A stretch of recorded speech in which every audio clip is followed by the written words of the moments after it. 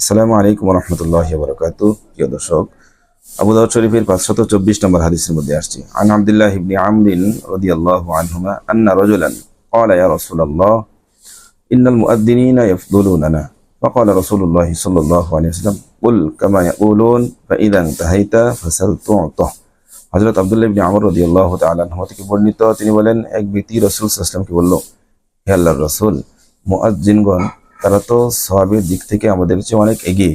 নবী করিম সাল্লাল্লাহু আলাইহি ওয়াসাল্লাম বলেন, কুল কামা ইয়াকুলুন, তোমরা তাই বলো মুআজ্জিন যাই বলে।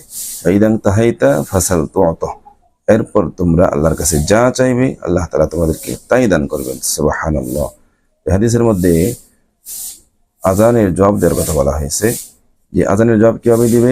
মুয়াজ্জিন যে বাক্যগুলোর দ্বারা আজান দিয়ে থাকেন হুবহু ওই বাক্যগুলোর দ্বারাই আজানের জবাব দিতে হবে। শুধুমাত্র ফজরের আজানে আসসালাতু খায়রুম